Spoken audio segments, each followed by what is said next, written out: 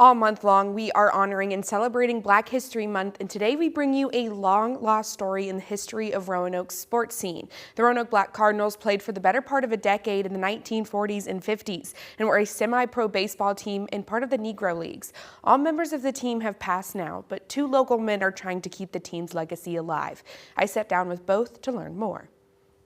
It's hard to find any records of the Roanoke Black Cardinals baseball team, the Star City's very own version of the Negro League. However, a chapter inside the book, Hidden History of Roanoke, written by local historian and former Mayor Nelson Harris, talks in depth about the team's culture through the last surviving member of the team, the late Al Holland Sr. It's keeping that part of Roanoke's history in front of the public.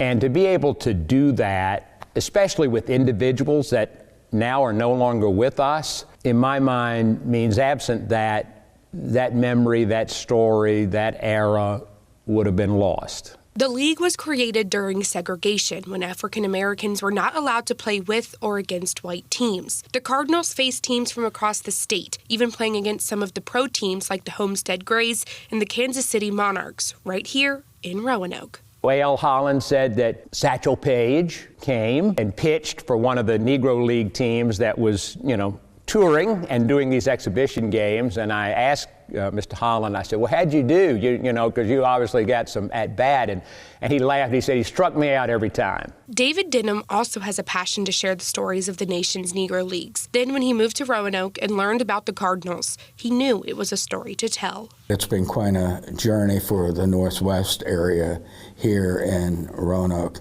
And this would do nothing but to solidify a presence here in Roanoke of Black individuals, Black citizens, to raise this important piece up of our history.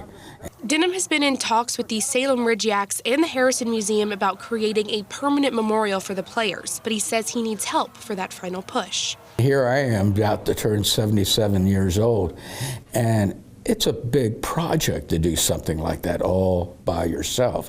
And I would love it if somebody would have the passion and say, and I'd be glad to support and help, of course, to make that happen now. If the stories aren't told, then the stories are lost, and people will not know that we had a semi-pro black baseball team in Roanoke and how good they were, and that the Negro League teams came through our area and played them, and kind of all the wonderful anecdotal stories that come along with that. The team used to play at Springfield Park, which no longer exists today, which is why these two men are very adamant about, pushing this history and getting it out there. It's a lost history. Not many people know about it. I didn't know about it before this story. Yeah, and I had never heard about them, Zoe, until you started working on this story a few weeks ago when we were chit-chatting about it. I mean, how can people learn more about this Negro League and the one that was here in Roanoke? It's hard. It was hard for me to find anything. That one picture in the story is legitimately the only picture of that team.